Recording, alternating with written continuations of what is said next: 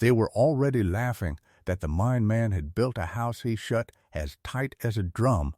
and then, in the same breath, cut open to the winter, a house sealed against the cold on every side, and yet left, on purpose,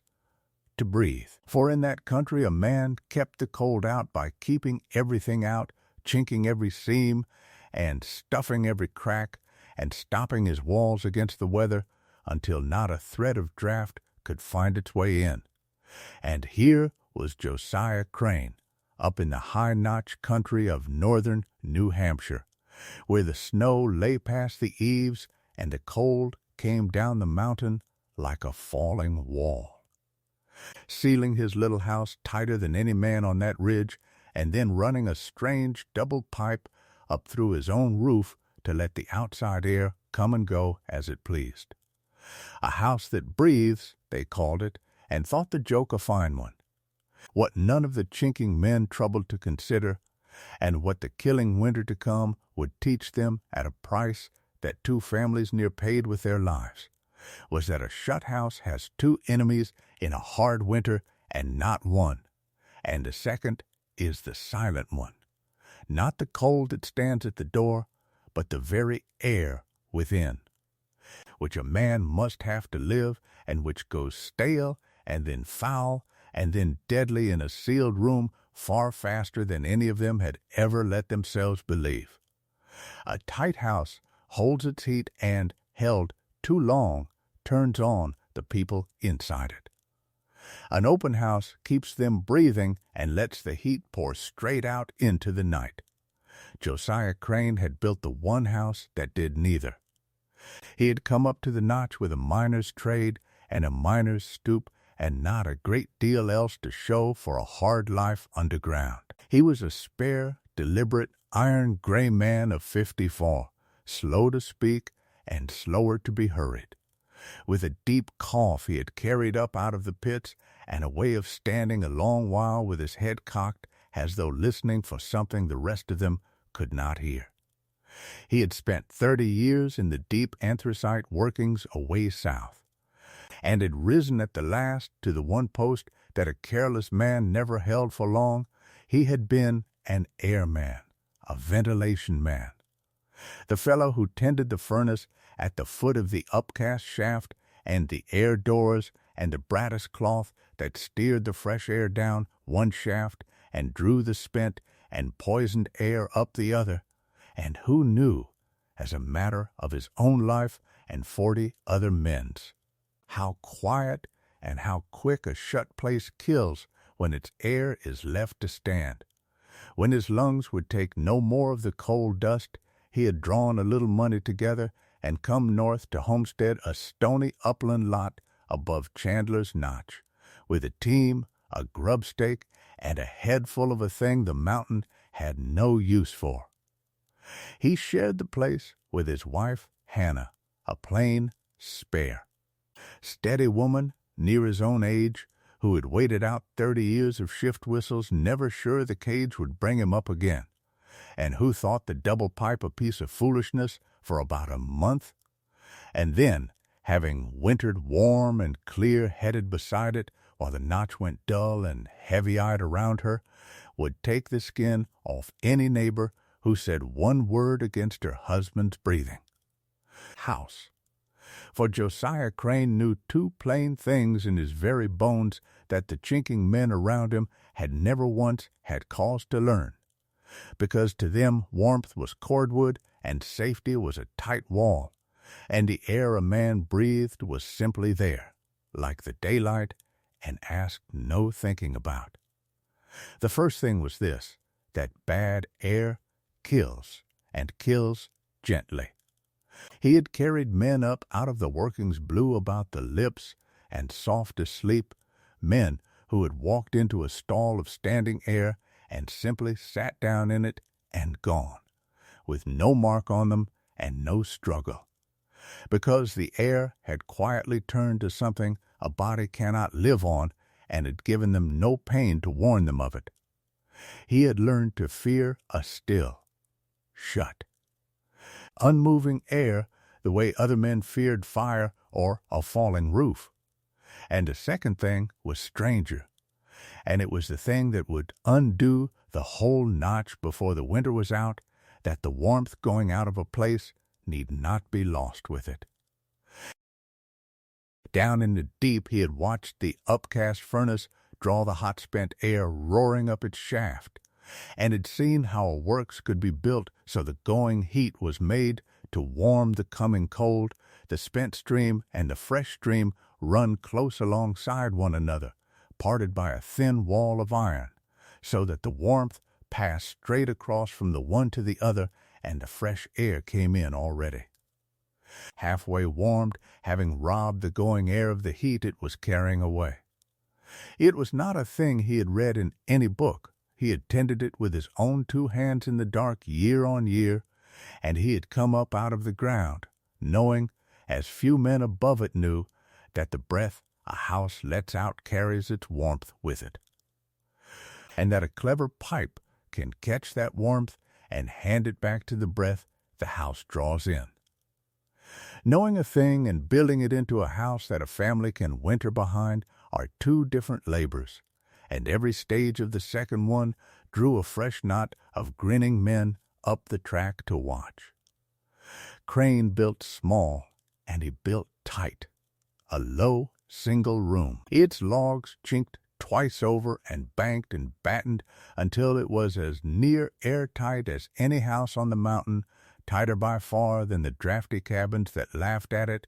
And then, when he had sealed it against the last thread of draft, he did the thing the Notch never stopped talking about. He opened it again, on purpose, in the one careful way that would cost him nothing. Up the cold north wall and out through the ridge he ran a double flue of sheet iron,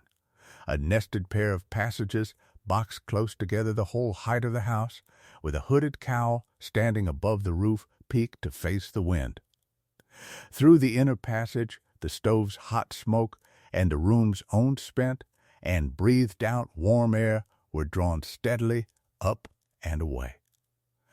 And wrapped tight around that going warmth, parted from it by nothing but a skin of iron,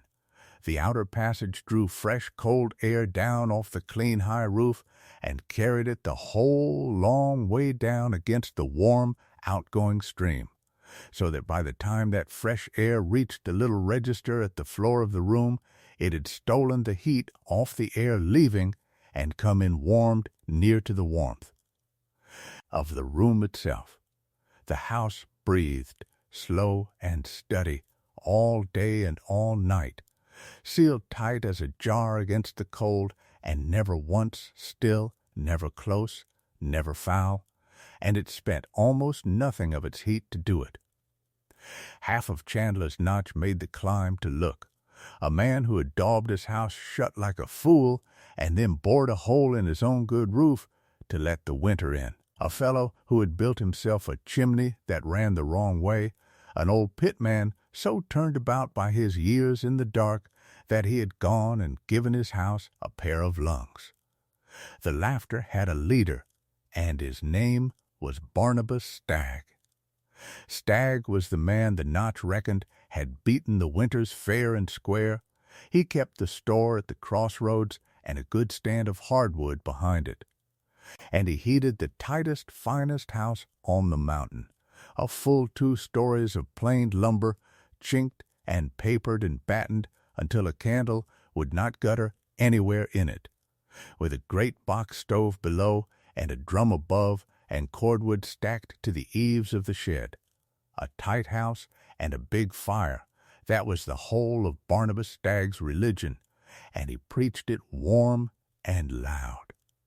For it was the thing he sold across his own counter.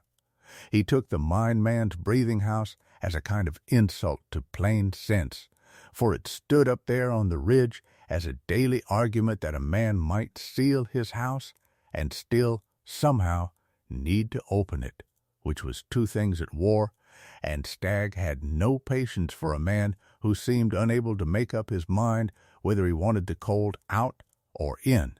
There is no warmth in an open pipe, he would say to the men warming their backs at a store stove, and the old fool has chinked his house like a Christian and then cut a wind hole in his own roof, and he will freeze in his sleep with the draught of his own foolishness blowing down his neck. And the men would laugh, because it was a good hard laugh, and their own houses were snug and shut. And the joke went round the crossroads and stuck fast. The pitman's breathing house, the crazy old airman who had given his cabin a pair of lungs and would be found stiff of a morning with the north wind whistling in through the hole he had bored to let it. The strangest part of it, and the part Crane could never quite make them feel, was that there was nothing new under the sun in any of it, and the mountain looked straight past that only because it had never once had reason to look.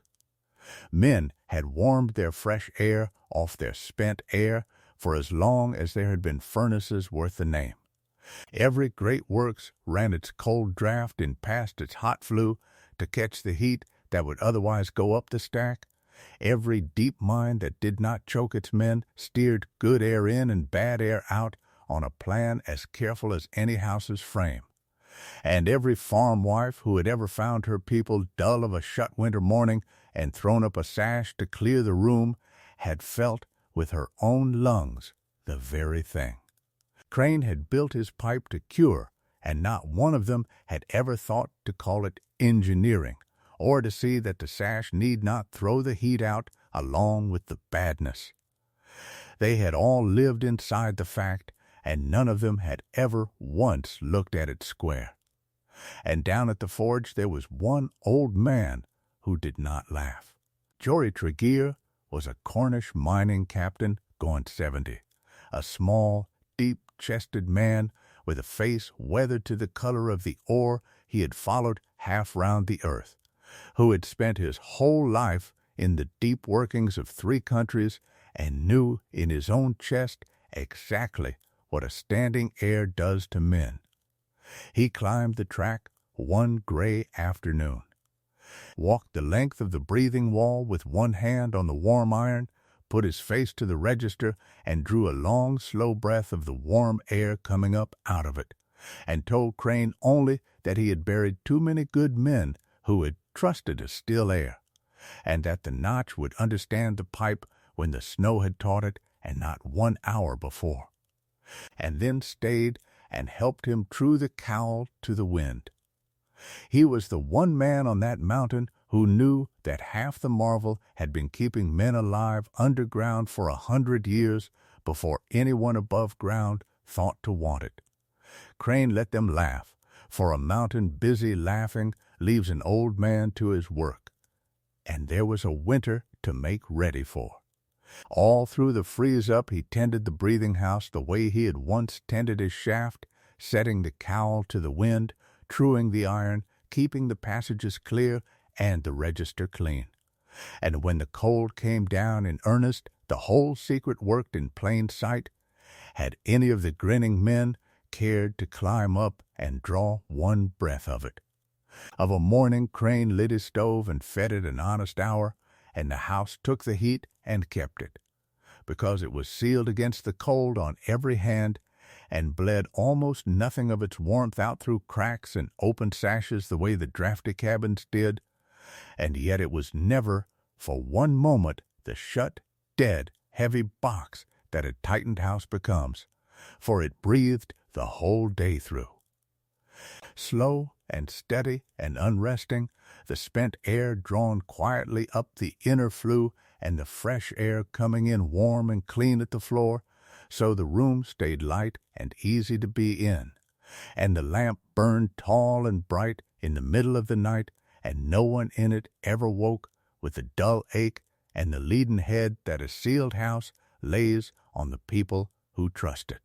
He burned in a day what Stagg's fine house burned before dinner, and breathed the whole winter through what Stagg's fine house could not give its own household for a single shut night. Where a mountain of cordwood ought to have stood against the gable there was only a modest rick, and a man who slept the night through with a clear head. By the first hard month of the winter, Crane had his first plain proof, though he was near the only soul on the mountain who read it for what it was. In the black of a January night, the Purdy household, 2 lots down, had banked their box stove low to hold the fire till morning and chinked their last crack against a rising cold, and shut themselves in tight and warm and proud of it, and never woke. It was the eldest daughter, grown and married and only stopping the night, who came half to herself with her head splitting and the lamp gone dim and blue for want of good air to burn on, and could not rouse the others, and dragged herself to the door and broke it open into the killing cold and let the clean air roll in over them, and so pulled the whole household back from the soft blue edge of the thing by a hand's breadth. Dr. Reeve was fetched up through the snow and got them breathing right, and said plainly to anyone who would hear that it was the stove and the chinking together that had done it. A low-banked fire in a sealed room turns the very air to poison, silent and sweet, and a family may lie down warm and simply not rise. The notch was shaken a week over it and chinked a little less hard for a while, and then forgot. But 2 lots up the ridge the breathing house had stood sealed and warm that same night, and its air had never once gone dull, because its air had never once stood still, and Crane marked the night in the tally book he had kept his shift tallies in for 30 years, and said nothing to anybody, for there was no one to say it to who would not have taken it for boasting. There is a particular loneliness in being the only man in a place who trusts a plain fact that no one else has ever once stopped to look at, and Crane had lived inside it since the first length of iron went up his north wall. He bore it more easily than most men would have, for what he carried was not truly a faith and needed none of a faith's defending. It was a thing he had tended in the dark with his own hands for 30 years, and it had kept 40 men alive at a stretch, and it had never once failed him underground. Every man he could have walked to believed the loud and obvious thing that a house's whole quarrel with winter was to shut the cold out and pile the fire high. The quiet thing that a shut house must still somehow breathe, or it will quietly kill the people it is keeping warm, and that the breath it lets out can be made to warm the breath it draws in, that he alone on the mountain had built his life against. He only set his cowl to the wind, and kept his register clean, and waited, the way an airman learns above all things to wait, for the winter to come and say out loud for him the thing he could never make the notch hear from his own quiet mouth. The killing winter came at the deep of the year, and it came in the one shape that could take Chandler's Notch entirely apart. It had not come first as cold. It came as snow, storm on storm on storm, a fortnight of it out of a low gray sky that never lifted. The flakes small and dry and endless, until the drifts stood level with the eaves and then above them, and the whole settlement was buried to its chimneys, the road gone, the track gone, every house on the mountain shut off from every other, and sealed under the snow as under a lid. And then, upon the buried notch, the cold came down. The last storm blew itself out on a dead, still evening, and the sky went bare and hard and bottomless, and the mercury, which no man up there could read once it had frozen solid a little past 40 below, went down past every mark it had ever touched, and stood there, day upon day, in a windless, savage, sunken cold over a settlement already drifted shut and stove banked low to stretch what fuel was left. It was not a cold a man could dig his way out of or haul more wood against. The wood was low and the roads were gone, and no team could move in it. It was a cold that shut every household deep inside its own tight walls, with its own low fire and its own standing air, for days on end, with no way out and no help coming. And that was the trap. For the deadlier the cold grew outside, the tighter every family sealed its house, and the lower it banked its dwindling stove to stretch the fuel, and the longer it was shut up, unbreathing, in the poisoned warmth of its own making, and the killing winter of that year did its worst work not with the cold at the door at all, but with the foul, sweet, silent air behind the doors the cold had sealed. And the Notch could not answer it. There was warmth enough, most of them, for a while. That was the part they told over and over afterward. The way a man worries at a thing he cannot make sense of. The stoves were lit, and the houses were tight, and it should have been survival. And instead, the mountain began, house by buried house, to go dull. Families shut deep under the drifts, with their fires banked low, woke heavy-headed and aching, and could not think why. A lamp would not stay bright, and in more than one house drifted over to the ridgepole, a whole household sank down into the sweet blue heaviness that Crane had spent his life pulling men back from, and lived only because someone, at the last,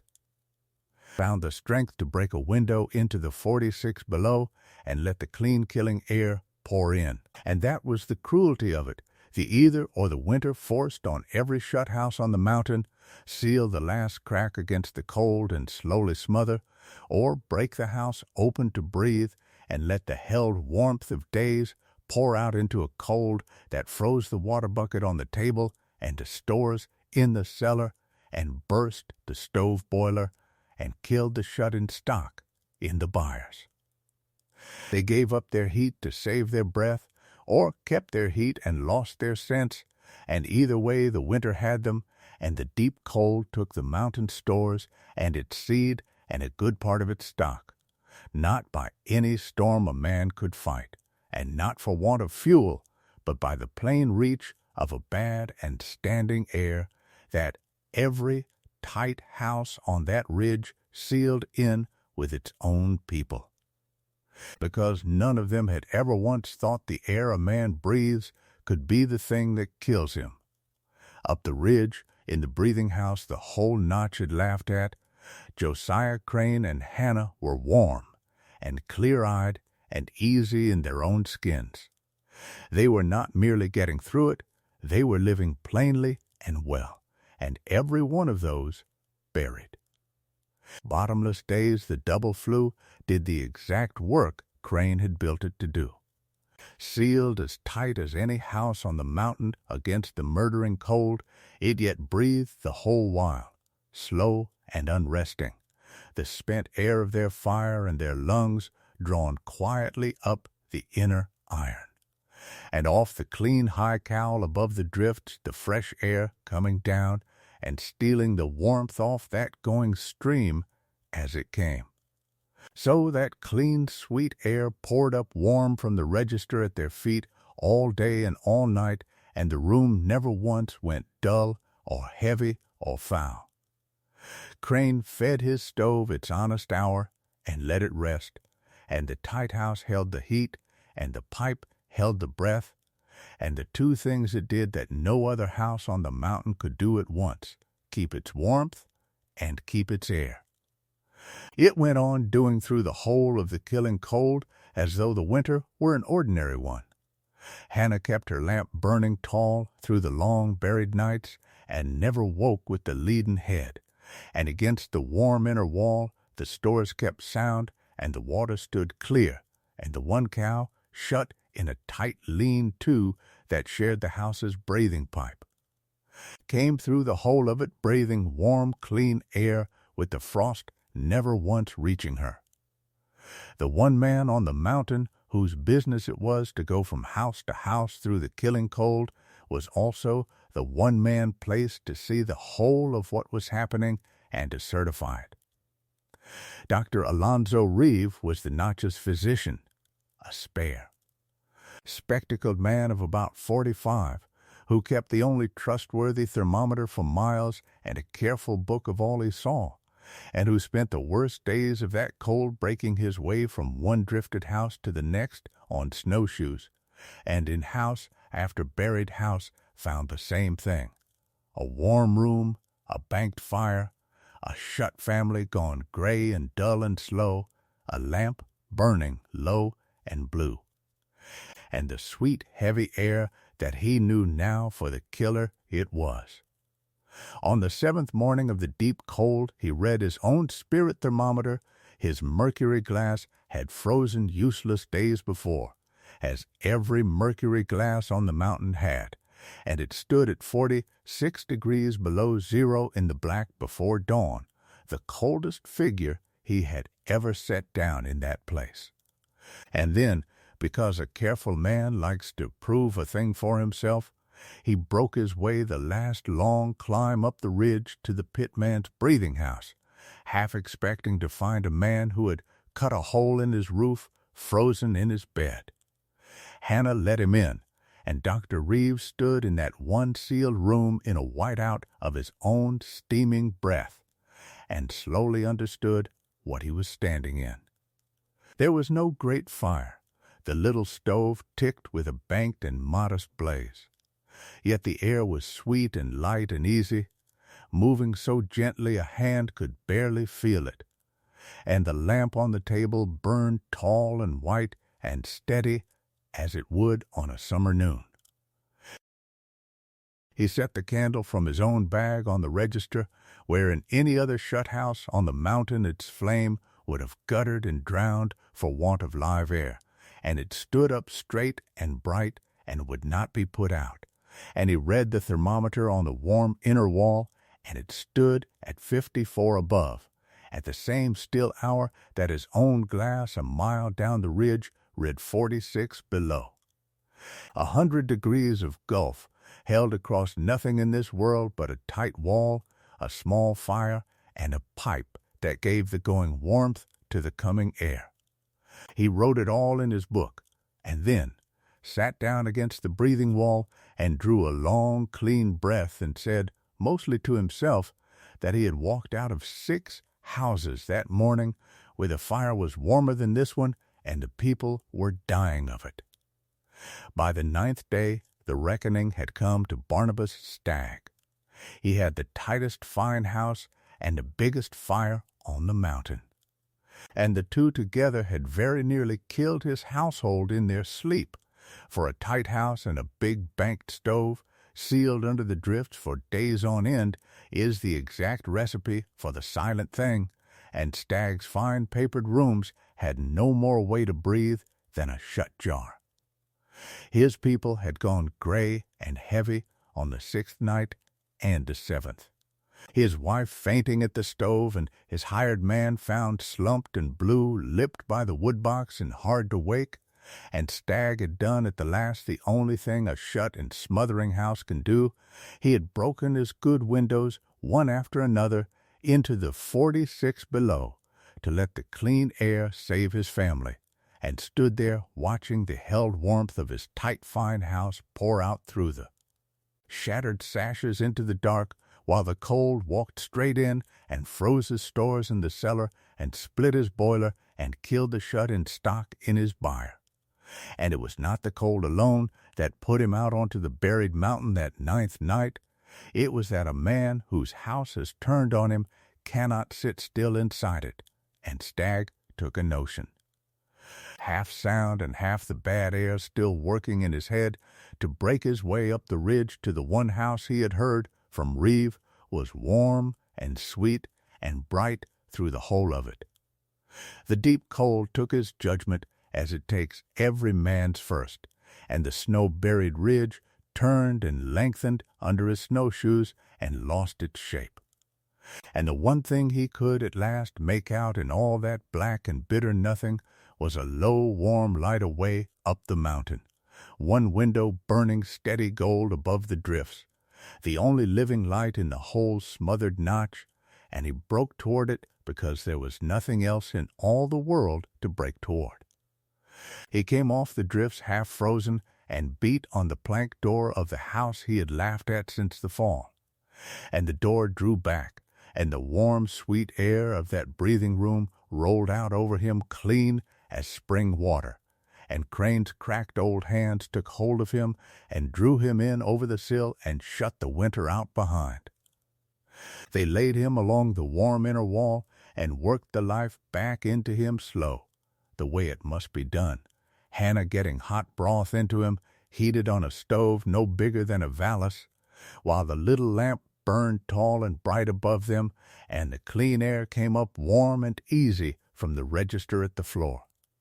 And it was as the ache of the thawing came up into his hands and told him he would keep his fingers that Stagg began to look about the room for the great roaring fire that must surely be making all this warmth,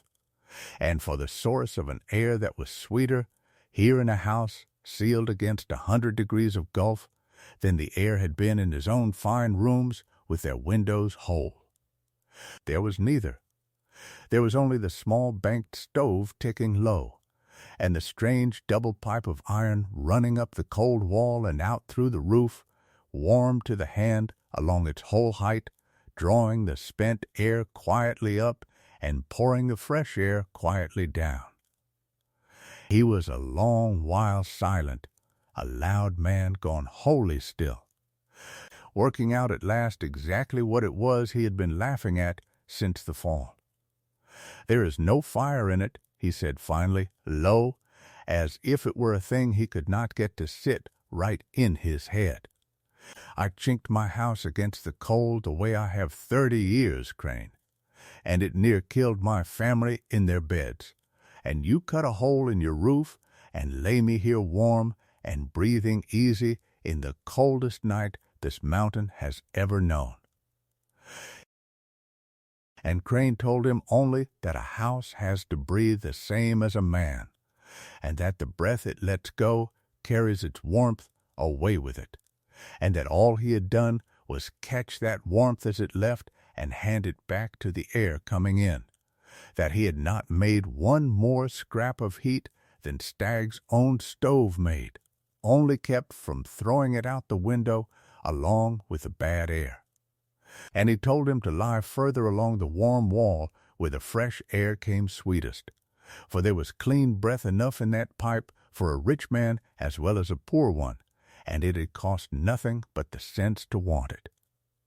He kept Stagg along the warm wall 3 days, and sent him home on the 4th in a milder spell, leaning on the pitman's arm, and before the great cold broke. 2 households from the smothering fine houses down the ridge had dug their way up to the word that there was a room on the mountain that stood both warm and sweet without a great fire,